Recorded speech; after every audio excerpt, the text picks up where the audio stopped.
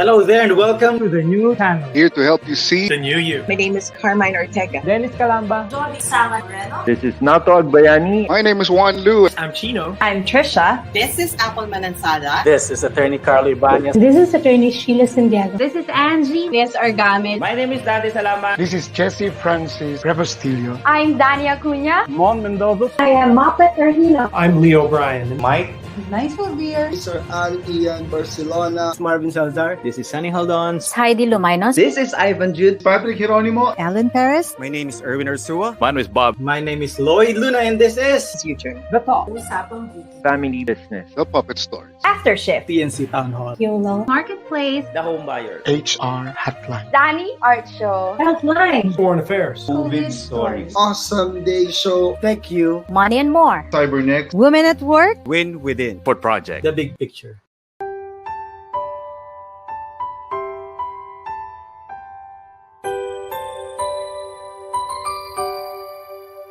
Sometimes life lets you down and you feel that you are done. You just want a morning run because the fun is all gone.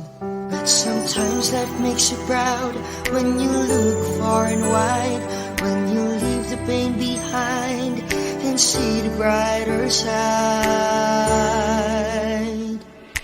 TNC gives you inspiration.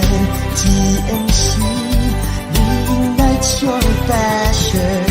TNC starts your transformation. TNC helps you see the new you. Sometimes life makes you blind and you choose something bad. You just wanna cry and hide and save your face from the crowd. But sometimes life makes you see the beauty in you and me. When you look up above, there is God and there is love. TNC gives you inspiration. TNC reignites your passion. TNC starts your transformation. TNC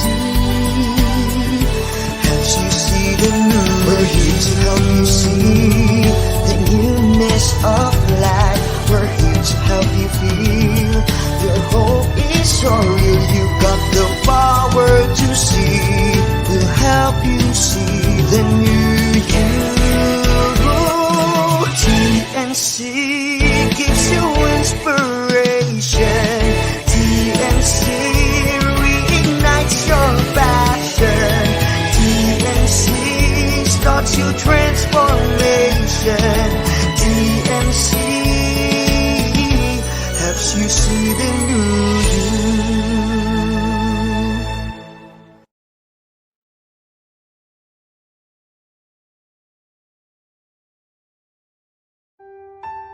The new channel.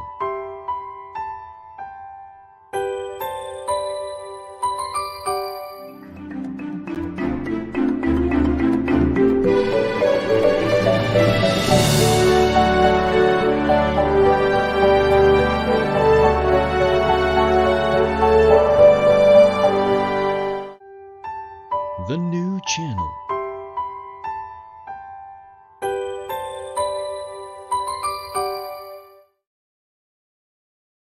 The views, opinions, and insights expressed in the following show are those of the hosts, producers, guests, and viewers. They do not necessarily reflect the position of the channel. Viewer discretion is advised. Good afternoon. Marahay na apon. Welcome to the new channel. Here to help you see the new you. This is Jesse Francis Rebustillo, your host to this wonderful program, the HR Hotline.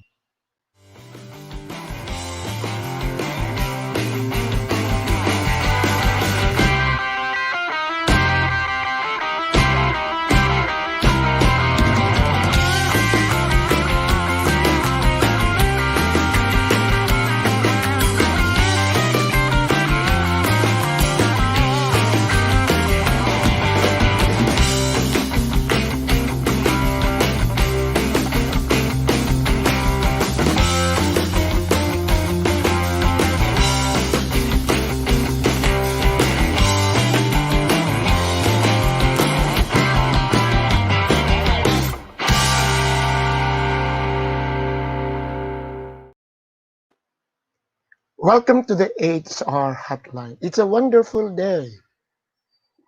You know, I haven't taken my shower yet because while preparing for this episode, I decided to go up to our, what do you call this, second floor,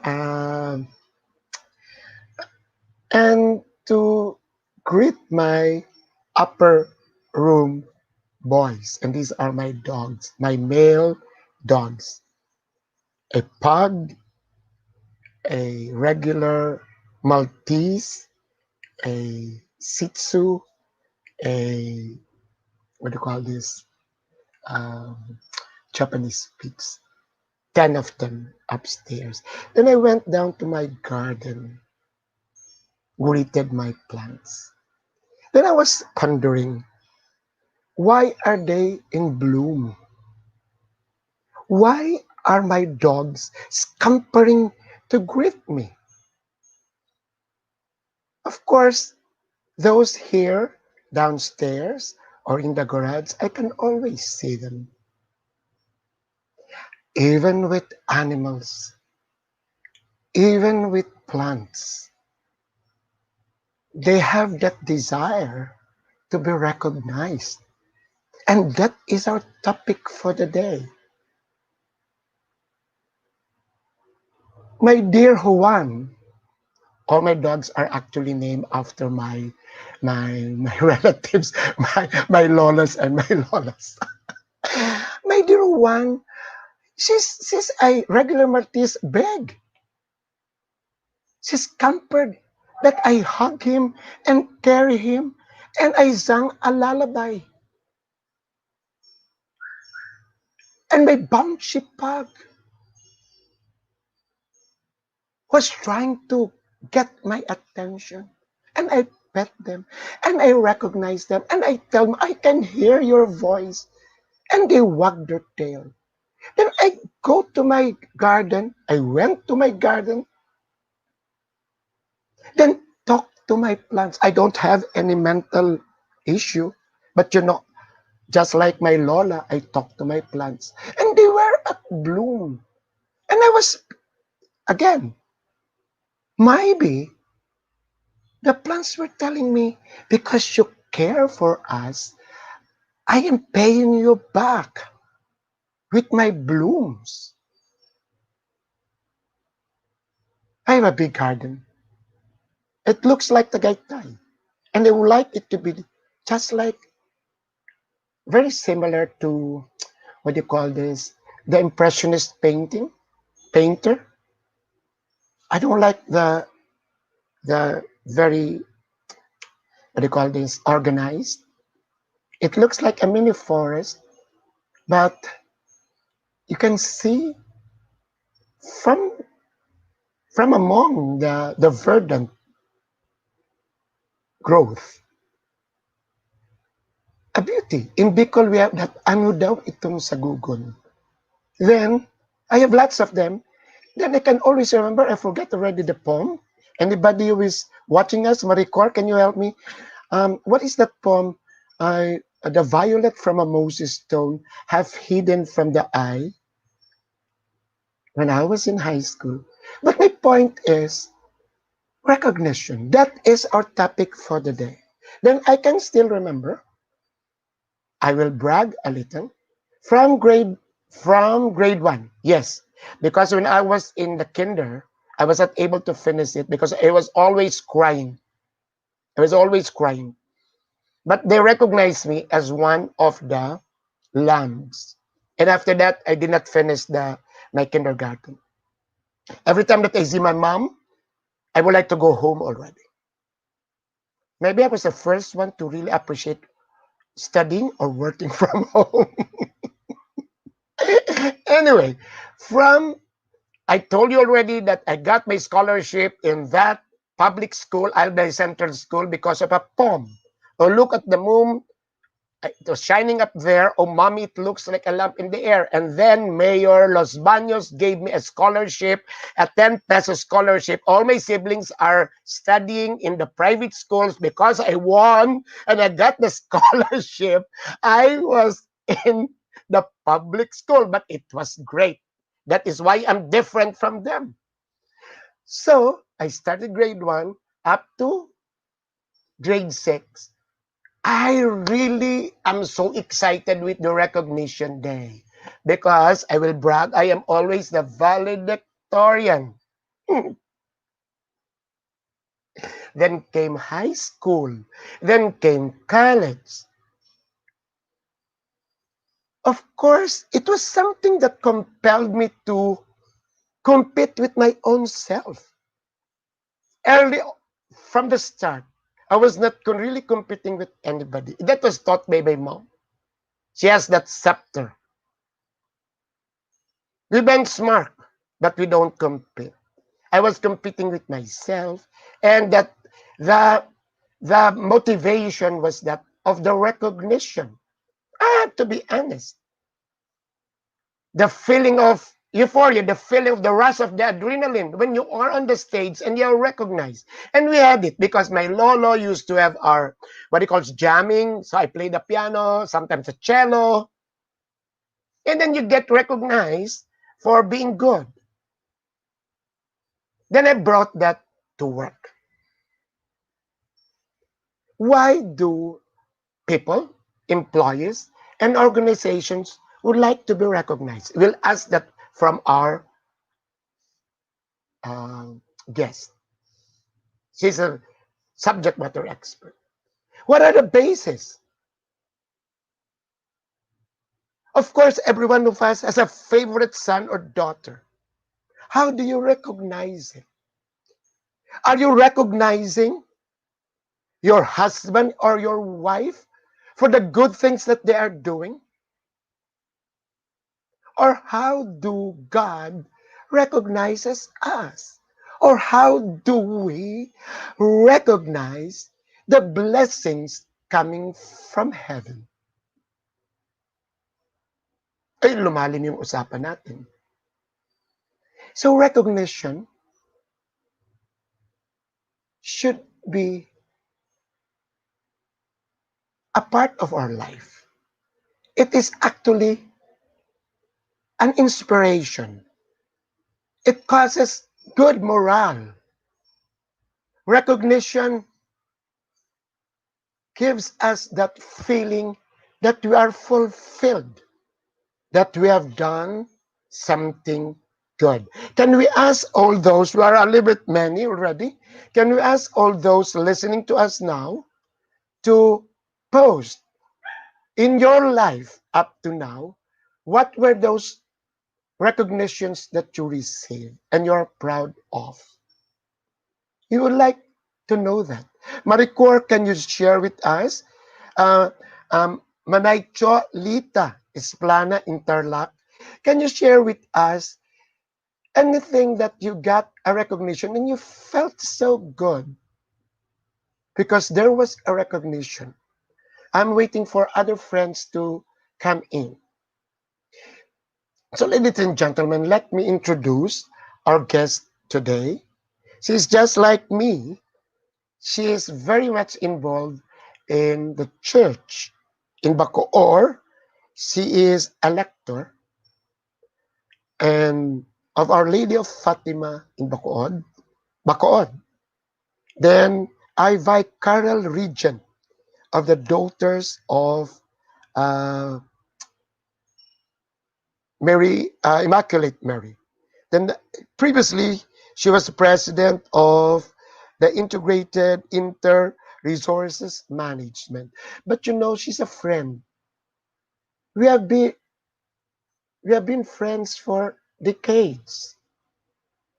I think when I joined PMAP in the early 90s, it was also the time that she joined PMAP. Because sometimes we are what you call stablemates, seatmate, at nagchichismisan. And you know what I really love with our guest? The time that I was starting my politics, my engagement in PMAPs, being a board member, she would always tell me, I can remember that, I voted for you.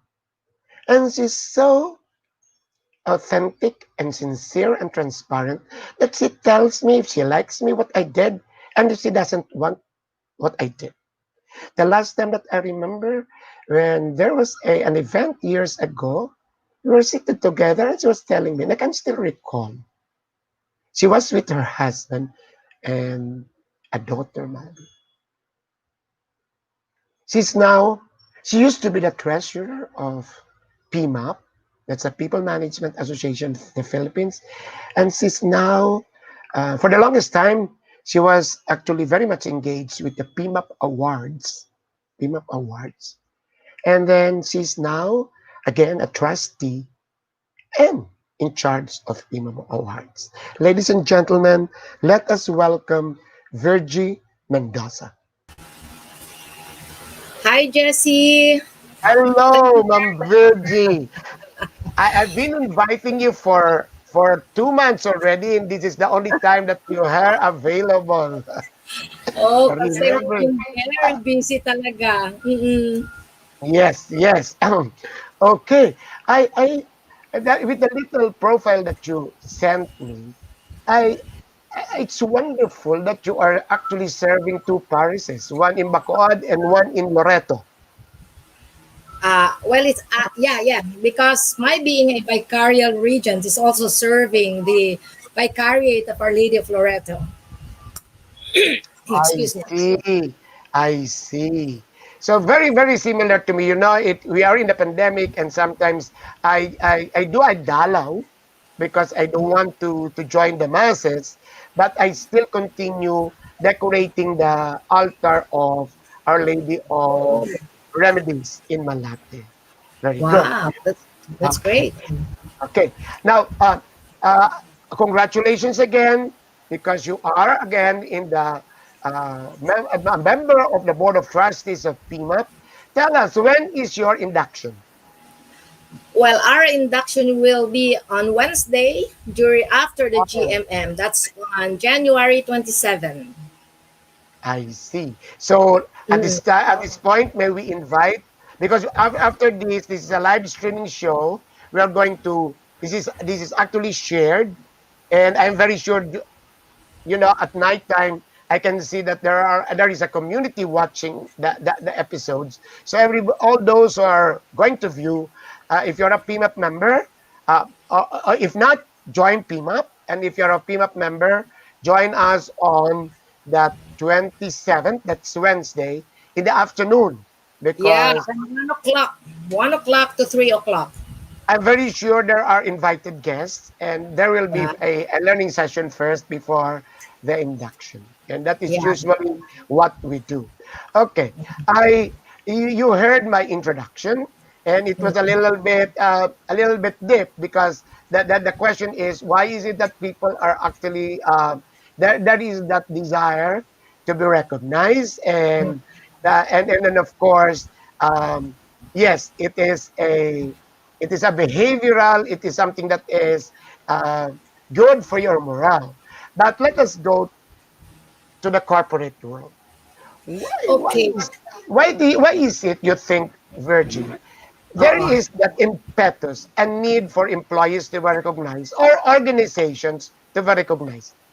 Okay. Thoughts from you. Thoughts from you.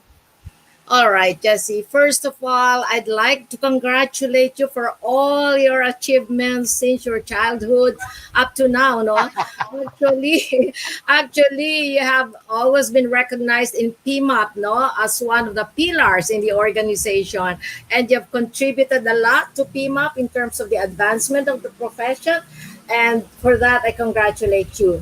So, why do people want to be recognized? Well, you also mentioned it earlier, because there is a feeling of self fulfillment, no?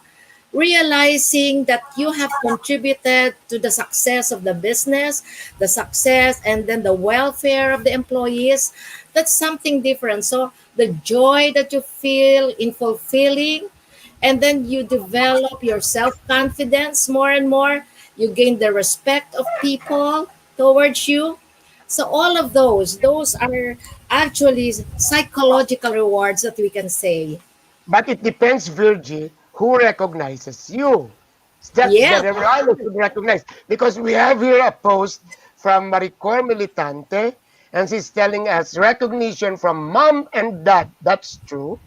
For all the achievements, excellence are the most inspiring and precious treasure. That is true. Yes. Yes. Maricor. You know, there was a time that I won in a declamation contest, and it was my Lola who was with me. My mom was a little bit busy, and my dad was actually at work. But you know, so I won it. I was carrying the trophy.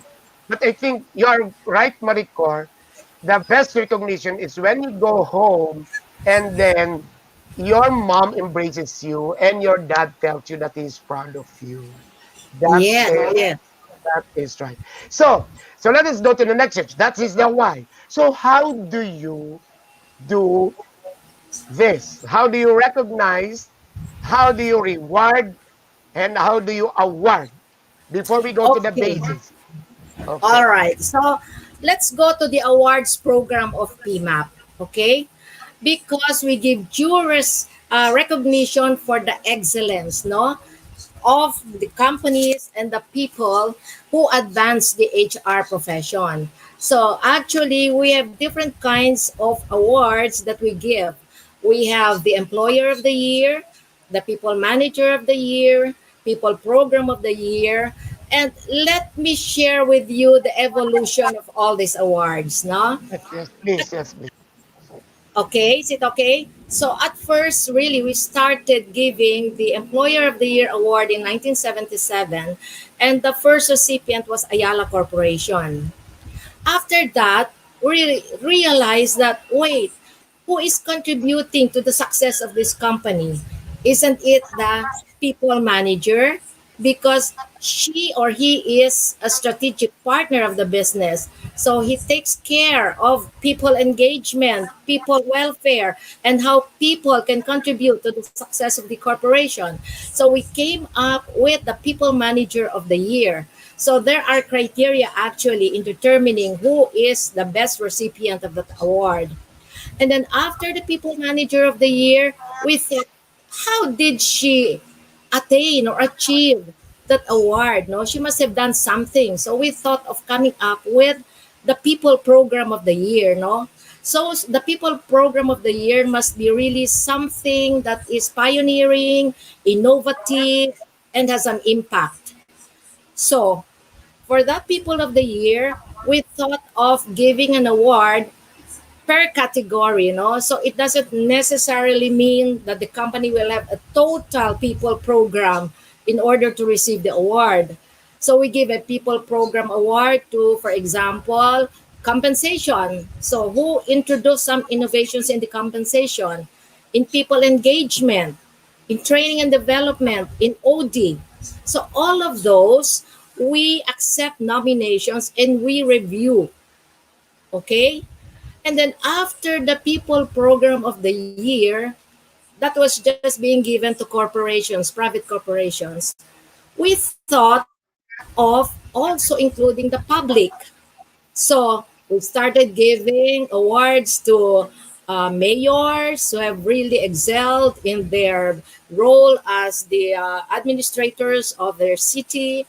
And then we also gave nominations to MSE, the small corporations, because there was a feeling that why is it that only the big corporations are the ones receiving the awards? So what will happen now to the MSEs? Parang they could not really achieve the award. So we came up with a separate category for the MSEs. And then after that, you see the evolution of the awards.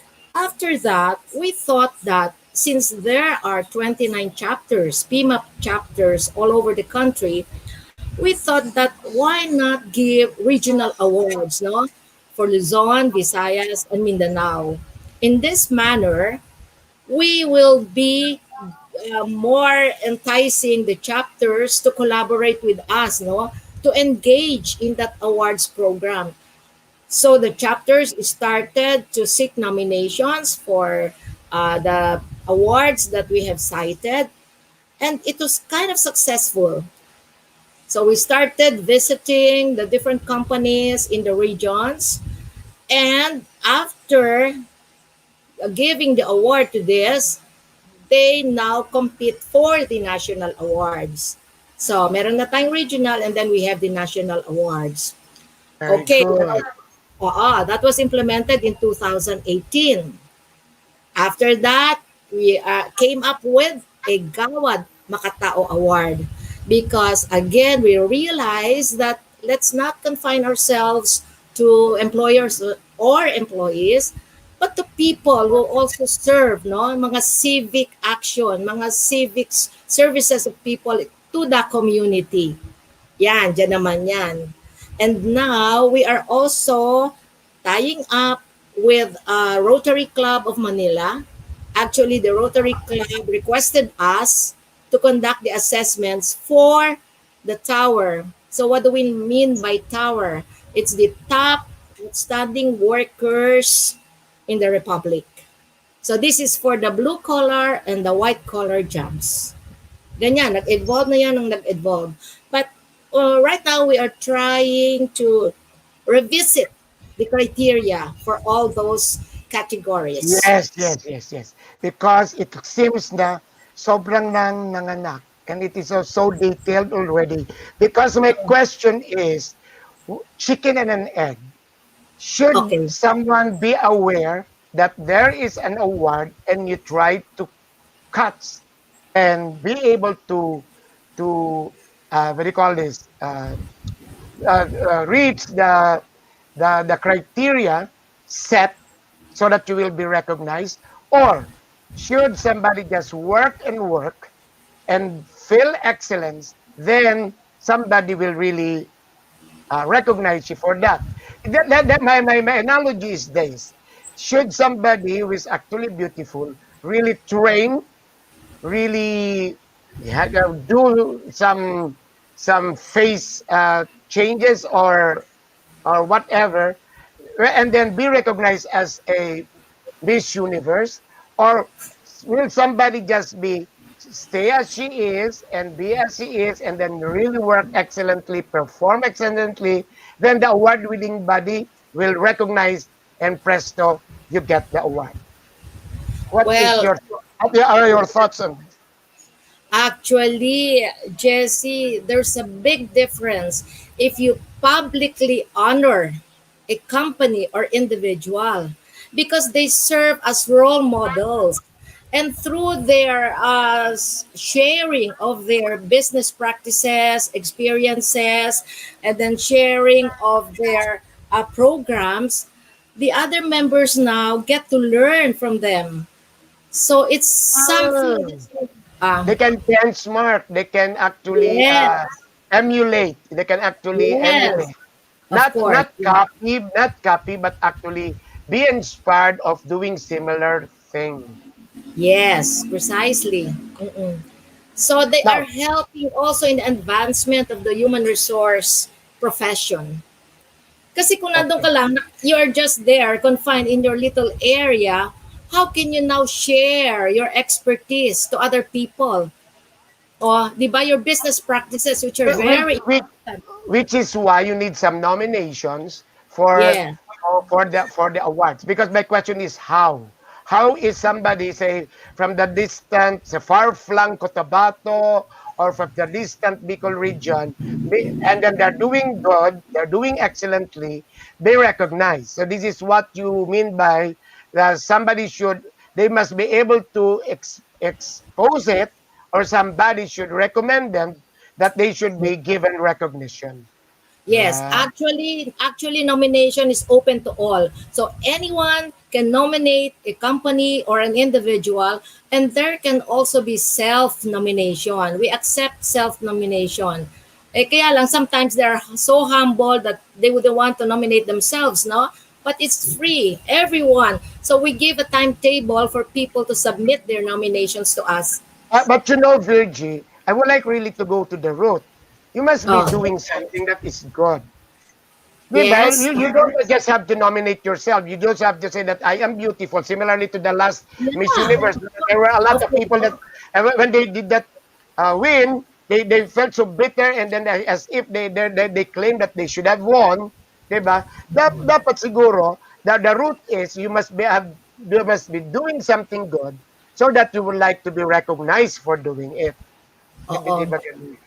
Yeah, But you you know, know, Jen, mm. but you know, how will they know that they will pass the criteria?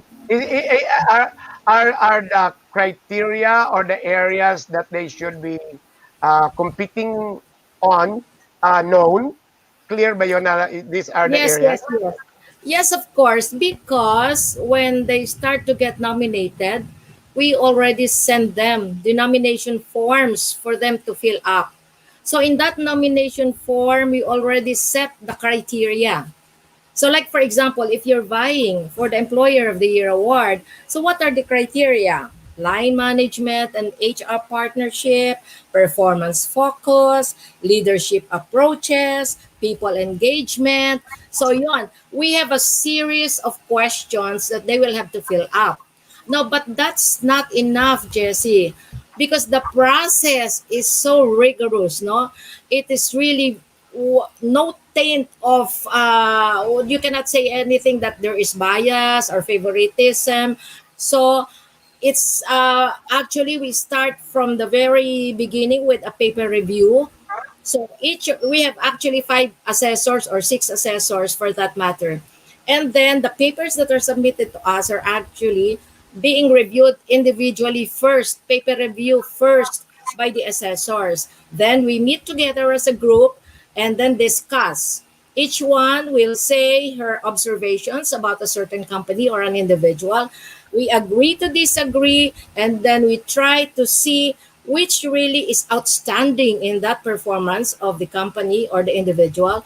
And then we try to shortlist because there are so many nominations or applications that come to us. So we try to choose the best of the best. And then after that, that's just the start of the phase, huh? After that paper screening and review by the assessors, we then conduct a site visit, and that's very, very important. Let's have an example. Say you are looking for the people manager of the year. What are the criteria? What are the criteria? People manager of the year, like you have a solid track record in HR, and that's 50%. You have contributions to the HR profession, that's 20%. Personal mastery, community involvement, gender equality, all of those are being considered. Okay.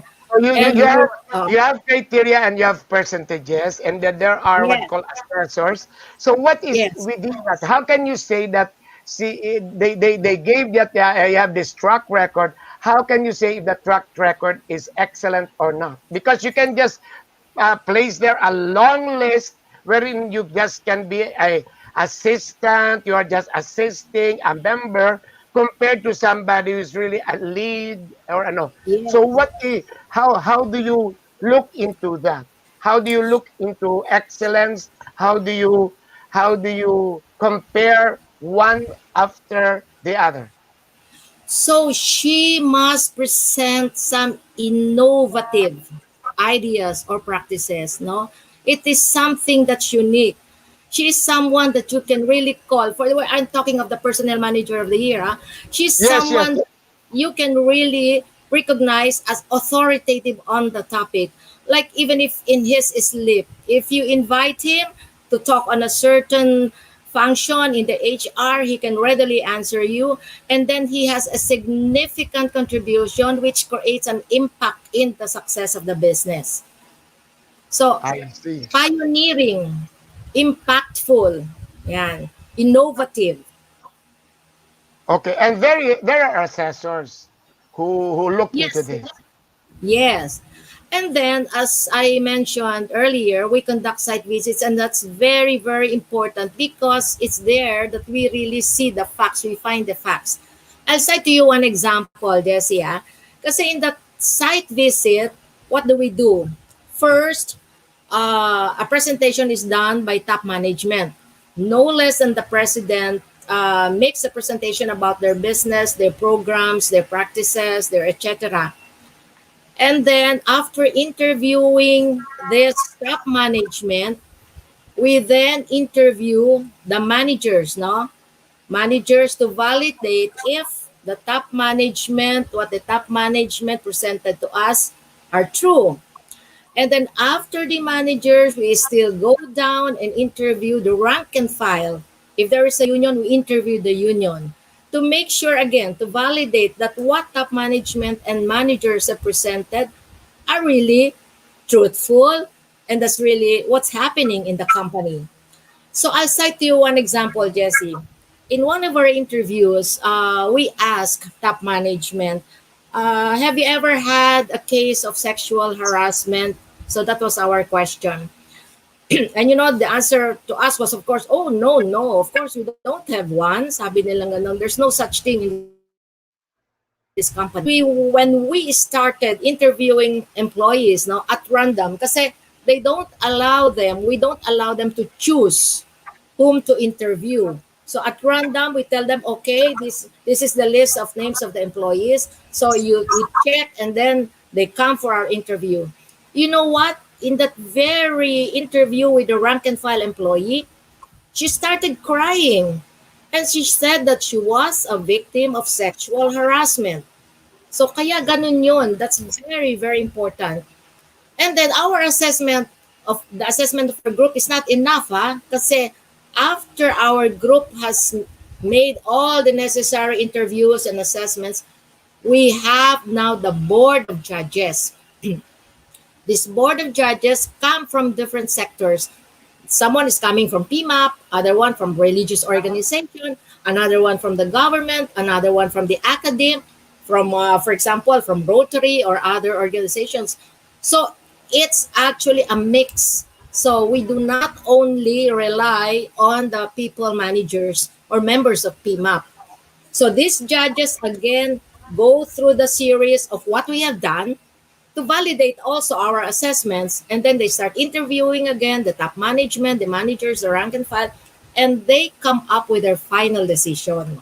Okay. So we are going to have a break, and you gave us already the process of the PMAP Awards. But you know, the intention of this episode is actually for those who are going to view this, very much interested if they would like to be recognized, how are they going to vie for that? So, I know for a fact, there were a lot, when I was president or after that, there were a lot of organizations who approached me and they would like actually to join, of course, for recognition. And of course, they would like to have their innovative programs be known by everybody. But they were telling me how, not the process that you just discussed to us, but how they make sure that when they join, they will actually pass and win the award. So, alam mo, sayang, no? Let us share what Virgie is telling us or will tell us later on so that we can be prepared. And this is the best time because I noticed there was no awards last year. None, kasi because of the pandemic, and we felt that we couldn't do it virtually because the site visit nga is very, very important. But this year, we're coming up with the awards virtually kasi wala we cannot do anything, so we are trying to do our best really. Pero nakakatakot naman, Virgie, baka naman ang mananalo are those na yung parang resilient, para bang it is not that hindi naman siguro maganda na yung siyempre merong talagang mga cases talagang nakakaawa, nag-bounce forward, siguro isang area lang naman siguro yung pandemic, di ba? Kasi I think the award is for excellence. Unless you are going to give a category yung for resilience or for thriving, di ba? Yeah, we can consider that. But you know, what I want for us to share are for those other companies na how are they going to prepare themselves so that they can be recognized or they can be qualified to vie for the awards. Diba? Kasi ang mahirap naman nun, you just try to prepare because you are joining. Dapat, what I can see, and from now, para bang ngayon na ngayon, you're doing it, and then, the award is just an accident. Tama ba ako? Hindi na, you are doing it because you would like to be recognized. Diba? Iba naman yun. So, para bang ganito, parang ang analogy ko, ang dumi-dumi ng bahay mo, it so happen na may contest sa malinis na bahay, naglinis ka ng bahay, tapos nanalo ka. Pagkatapos doon, marumi na naman. So, hindi ganun yung parang para bang nag-recognize the best mom in the community. By the time na nag-interview, karga-gagar mong anak. Pero pagdating mo sa bahay, hindi pinapabayaan mo ng anak mo. Anyway, when we come back after the break, you tell us what are the things that they should prepare as an HR or as a management so that they can qualify for awards, and in particular, the PMAP awards. Okay, can we have the break first, Direct?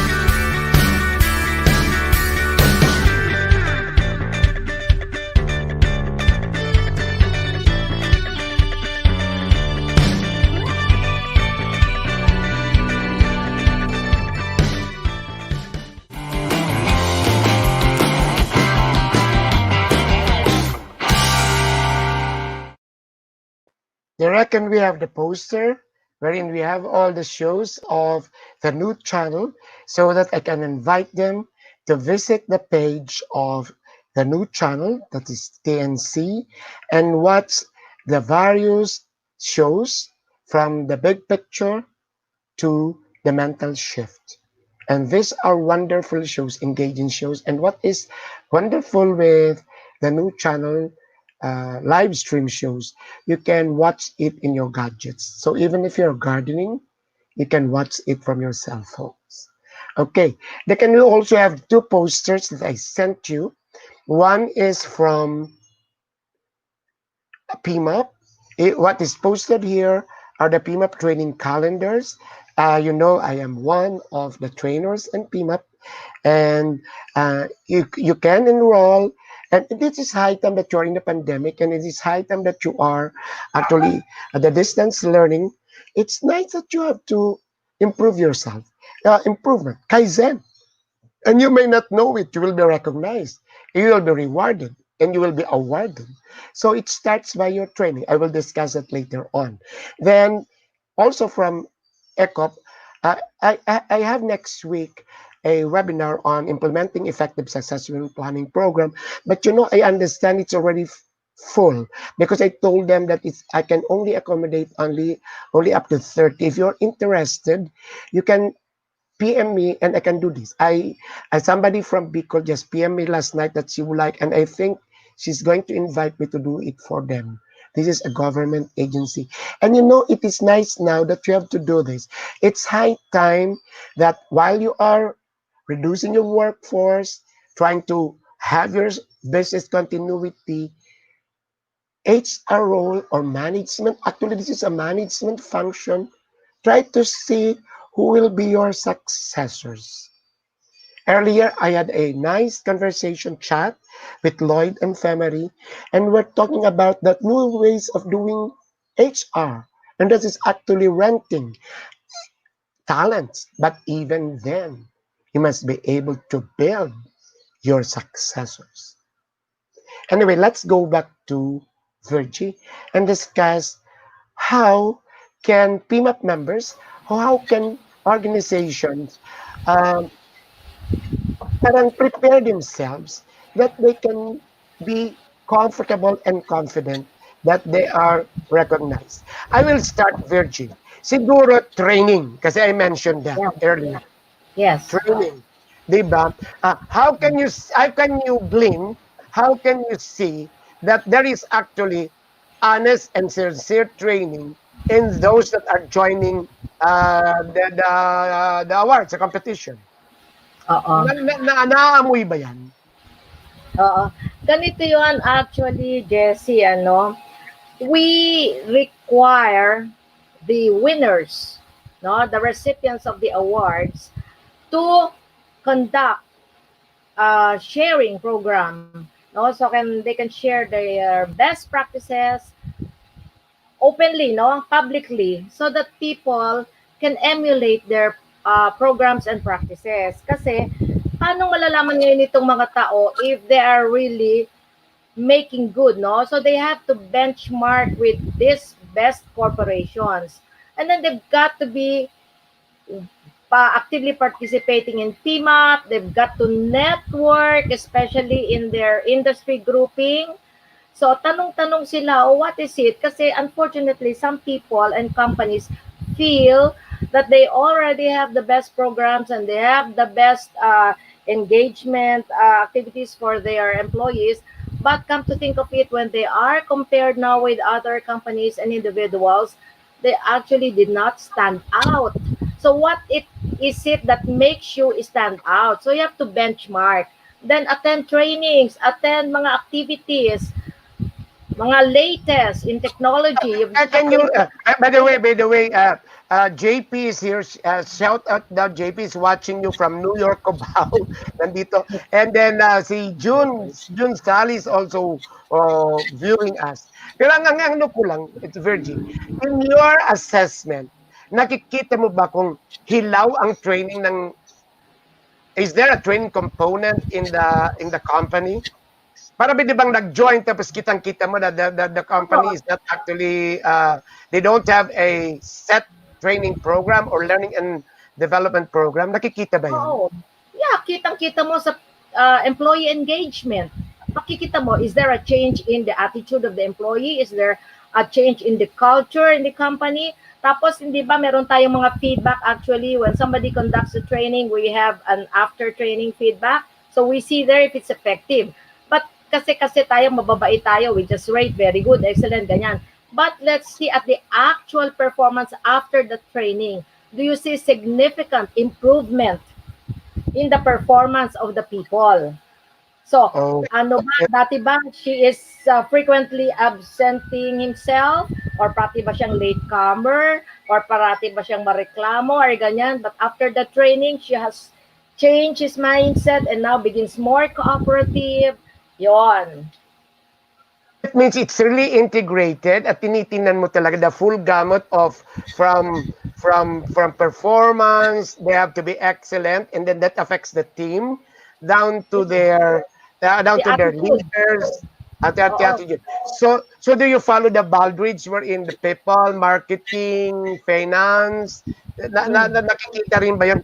Oo nga, dapat para bang para bang it's a total, it's the wholesome, just like so I say for Miss Universe or for para bang it's not only your face but also your figure and then your mentality. So similarly to an organization, dapat siguro from the leadership down to Yes, oo.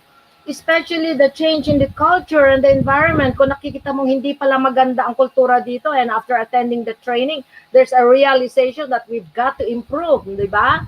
Oh, tapos if you see the increase in the business because of the change in attitude of the employees, they are now more resilient, they are more cooperative, they don't absent themselves.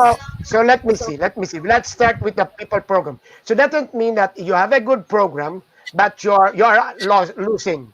Or it doesn't mean that you have a very good program, but your management is really not good. So ang gustong sabihin, if you're vying for the program, you still have connected pa rin yun dun sa the entire business performance. Similarly, siguro, Virgil, correct me if I'm wrong. Similarly, siguro, Virgil, they are vying for Manager of the Year. It doesn't mean that you're so good, you are a spiritually, nag-ano ka sa simbahan, you have a good family, di ba? Well-rounded. Pero naman, your organization naman is losing or there is actually some problems in the organization, di ba? Yes, you should be a strategic partner, no? So you will be the one to advise the top management on what's going on or what's wrong with the way people are being treated, with the way management really influence the employees. Kasi napakalaking bagay ng management influence, di ba? And HR now is the connecting bridge. And then HR can also now advise these people down sa mga rank and file. Okay, so let us really necessary, no? Sorry, Virgie. So that is the program. That is the person. Then you go to the. Di ba tatlo yan? People manager program, and then the employer of the year. Employer of the year. So ang gusto. What's the other one? Employer of the year and the year. For the employer of the year, ang ano ko niyan, you have to be the employer of choice. That means that people would like to join you and then people are retained and staying. Pero ano ba itong people manager of the year? Total din ito, di ba? From the management down to the employees. Does it mean na kasama rin dyan yung profitability? Of course, yes. Oo, kasi you have a direct partnership with the line management eh. Kasi of course, sa profitability, it cannot be avoided that employees will have a participation. Kasi if ang mga employees mo negative ang attitude, pakialam ko, para bang yung pa and ma, pakialam ko, malay ko. If that's the attitude of the employees, so what will happen now? So there should also be transparency, no? So top management with the help of the HR should present really the actual situation of the company. So we are here right now, we are not earning, so sabihin ganon, this is the bottom figure, so we've got to operate. Okay, Virgie, but you know, PMAP is the employer of the year of PMAP kasi I'm going leading into the ECOP, employer of the year. PMAP, employer of the year, ano talagang hinahanap nyo doon? Is it yung taking care of people? Hindi, kasi if you are employer of the year, it's the totality.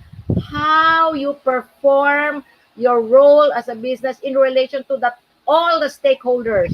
So, do you follow government regulations?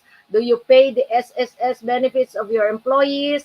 Are there complaints raised in the DOLE regarding unfair labor practice? Tapos, do you serve the community? For example, do you do CSR to the community? Total yan. What about your suppliers? Do you pay them on time? So any organization pala kahit na PMAP or non-PMAP, yung meron kang mga lapses with SSS with PhilHealth, huwag ka na mag-join kasi talaga hindi ka talaga employer of the year. Hindi uubra yan. Pagka merong mga for example, complaints from labor, no? Tapos mga talagang valid naman yung mga complaints nila, unfair labor practice, hindi ka pwede. Siguro you are aware naman of ECOP. ECOP also has an awards program, pero sila more on industrial relations. Diba yun? Yeah. So Oo. I remember when I was in Inquirer, we won one in ECOP, but they also have an Employer of the Year, but it's more siguro on uh, ano employer arrangement. Maricori here is saying something. There must be success indicators. Or let me see, what are the success indicators? Ano ang mga Oh, so success indicators? so actually those could be captured in the criteria that we set nga, ano? So what is the performance focus? What are the leadership approaches of the company? At saka, if this company is highly respected in the community as well as the government, as all the stakeholders, we can say that, and they're doing their business with all honesty, we can say that this is an employer that deserves an award, no? Totality yun. We even look at the bottom figure. So we even, oo. At saka how do they treat itong mga, ano natin, LGBT, meron na rin tayo ng mga ganito, family responsive practices. Okay. Virgie, for the first time nandito si Manay Vilma Capistrano Valera. You know, I always hear singing in the, Vilma. Si Vilma nanonood sa atin, Virgie. Virgie, nanonood sa atin si Vilma and then si Maricor. Hello, Ma'am Vilma. Anyway, there is some problems on connectivity kay Virgie, and it happens actually in live streaming. Let us wait for Virgie to come back. Yes, and of course, Jose de Jesus is also watching us. Director, can we? Yeah, we're talking about recognition and awards, and we are actually zeroing in on the People Management Association's Employer of the Year Awards, People Manager Awards, and Program of the Year Awards, and we just discussed previously the criteria, and then also the process. And we have actually the trustee in charge of PMAP, Virgin Mendoza, sharing with us her insights. And it's a very lively conversation. And we would like you to hear from us because it is nice to be recognized. That is why I started about recognition. Day in, day out to work. And it is also important for your morale that you are recognized individually, not only for the monetary that you get, for the bonuses that you get, but you're recognized because of your achievements, the fulfillment. That is Maslow's, what do you call this, pyramid of needs. That is actualization. You would like to be a painter, you have to be recognized as the best painter. You would like to be a dancer, you have to be recognized as the best dancer. Just like Vilma here, who is actually singing. So I'm now recognizing her that she has a very nice voice. Diba? Yes. And then, so yun, kasama yung sa buhay ng tao. And of course, we also have that yung talent development framework that Femery is and I are actually looking into. Yung parang there is that one of the success. Your choice first and the success that you are actually fulfilled. And actually, it can be no age for that matter. Director Jay, can we have Virgie back? Or is there a problem on their connectivity? Sayang, kasi we are on the thick of our conversation with Ma'am Virgie Mendoza. I only have a couple of questions before I can ask her to give her parting message. Can we ask her to be back? Because I have a question, an important question, Director J. Anyway, so we continue. Just yes, I know ECOP has one. Then the Gold Quill has one. And daming award we are giving bodies, and I think we have to join and be recognized. Be recognized. Para bang, when I interview before and I see a beautiful lady, I ask them. You listen to this, all of you. Say, here comes Virgie, and I ask Virgie, you're so beautiful, Virgie. Have you been a beauty queen or a what do you call this? An intramurals or you joined the Santa Cruzan? You know the answer is yes, because you are beautiful.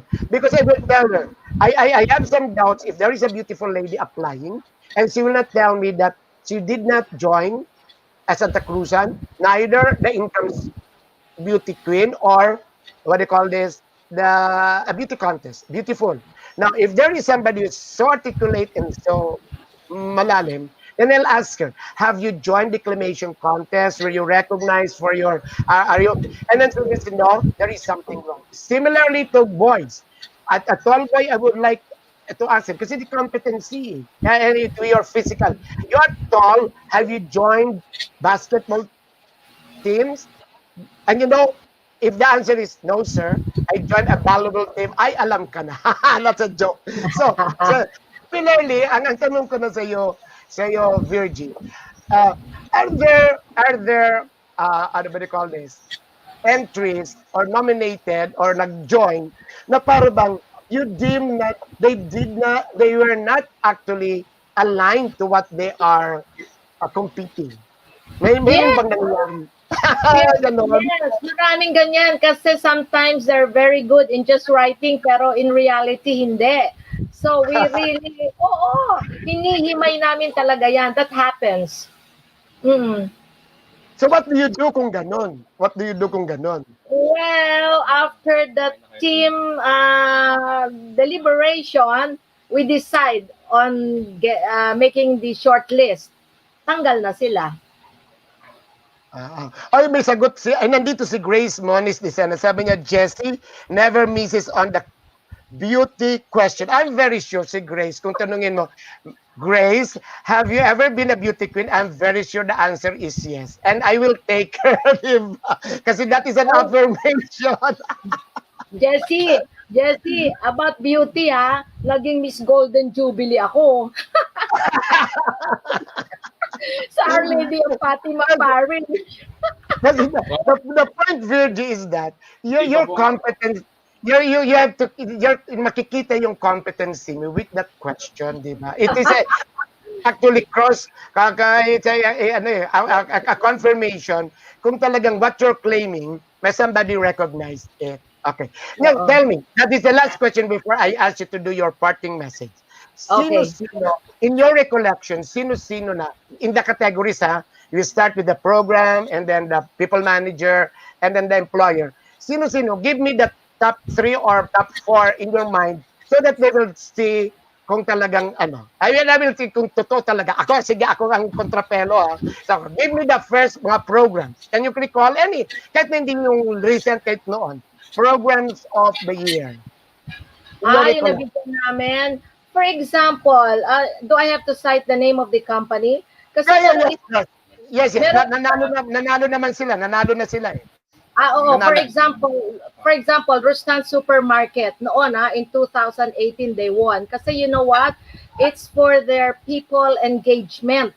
Maganda yung kanilang program because what they did was to develop leaders in the rank and file, among the rank and file. So they really rotate these people to serve as a leader to the group. Yes. Sige, magsasagot ako siya. Yes, I was a judge then, I recall. Yes. And then you can see it. Mafe-feel mo, I think this is actually their shop-wise, di ba? Am I right? And then the response. You can feel their customer service. Parang sincere. Sige, another one. Ako mag-confirm. Another one. Sige, another one. Another one ng company people program. For example, in the public sector, we awarded si Kit Nieto, Mayor Kit Nieto of Cainta. Kasi his people programs were terrific. Do you know that he built some hospitals? Dati ang category lang nito is parang tertiary ba? Tapos umangat na siya, pumunta na siya sa higher category.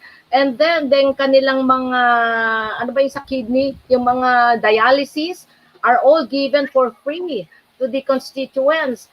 And yes, ako mag-confirm. I used to visit their area. Di ba Cainta siya? Oo. Kasi nandun si mama yung office mate ko. That was before he became a mayor. Nakita ko yung change talaga. Very big change. That's one example. One more for people program. In your recollection. One more for people program. Madami yan. For example, sa compensation, sino ba yung nabigyan namin? Kasi they really recognize the employees and by giving, for example, greater commissions in terms of sales, mga ganyan. Marami Ang nare-recall ko, Virgie, yung nanalo yung Biralco for the people program on their yellow thing. Nakalala mo, yes. Magkatabi tayo noon. Nakagown ka. No, pero when Meralco won, kasi I was in New Zealand. Sila ka ba? Siguro si Bill, may katabi ako noon. And then we were, Anyway. I was part of the team that time. Okay. Itong people manager, top 3, nare-recall mo. Sino nabigyan natin? Kung nare-recall ko, people manager. Again, sa public sector, si Kit Nieto. People manager siya. Nag-garner nila lahat ng awards sa public. Kit Nieto. He deserves it. Ha? Nagkaroon ng si people manager, si Renato Hiao ng Globe Telecom. Globe Telecom, yes. Peter Buenaseta of Thomson Reuters. Yes. Oo nga pala, si Peter. Si Peter, I think it's in another company, but si Atoy is actually still with Globe. And then I know that ang dami niya mga engagement and OD programs for Globe now. Our very own Heidi Enriquez of Cytel. Yes, si Heidi, yes. Of course, all the innovations in Cytel. Yes. Okay. How about the people, employer of the year? Employer of the year, we had 2015, the Sun Life of Canada, and then 2016, Cardinal Santos, and then 2017, Thomas Reuters again. Yes. 2018, National Grid Corporation, NGCP, and then 2019, Makati Shangri-La. Yes. Alam mo, ang naalala kong maganda itong NGCP, no? Kasi you can really see how they differ from other GOCCs. Yes. Nakikita ko yan eh. And I think it's more on their OD and learning and development trainings. At the time, I think si Jeff De La Serna, ang chismoso natin dalawa, no? Pero yes. Sa NGCP Yes. So kung makikita mo talaga, they are really recognized and they can really be employer of the year that can be emulated. Kasi of course there are no perfect person, perfect program, and perfect But I think that yung recognition yan talagang tama so that people can really emulate and calibrate from them. Okay, so we are already over time. Can you give us your parting message, please? Well, thank you very, very much for inviting me here. I hope that I have somehow shed already light on the awards program that is being conducted by PMAP. And I hope that you really find our awards program as something that's really prestigious. Alam mo, unlike other award-giving bodies, naririnig ko, the other award-giving bodies are asking for donations. Dito, it's a no for PMAP. And it's really with integrity. Walang biases, walang favoritisms, yan. So this is really something, a very prestigious award that people look up to and would like to receive. Yan. Okay, thank you very much. Ma'am Virgie is now a trustee of the People Management Association of the Philippines. So we are done. Okay, so there goes, ladies and gentlemen. It is very important individually and for associations and for organizations. You are doing very well. And one is not actually that you need some recognition, award, or reward. One is for you to share. I think it's best that you are doing something so that you can leave a legacy for people, is for you to share what you are doing. It is your God-given gift. It is your destiny. And then maybe that it's your sipag or tiyaga. And that's actually your persona, that you're doing well or the organization is actually having a culture that is good, that you are excellently doing well. So how are you going to contribute that to the community? Share it so that they will stories start with stories, or you join an award-winning award giving body to actually affirm and to assess if what you're really doing is worth emulating. And that is good. So I started with telling you about, I was bragging about my life as a student, wherein I always become the valedictorian. Maybe I was not actually for the prize, for the recognition, but I want to do something that is good. I study every day, and then I am recognized. Maybe the people manager or the employer of the year, it's not that they are aware of the criteria of PMAP, but they are doing good. They have this culture, they have this training, they are taking care of their people, that nangangamoy, nangangamoy that you deserve to be awarded. Or it's just like you're so beautiful in and out that you are just there, say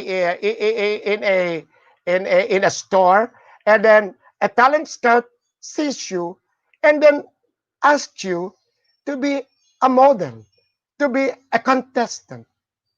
So I think the point is, this is a recognition, and we are talking of awards. It starts with yourself. It's nested in the individual. We have to make sure that we do something good. The barometer or the competitor is ourselves.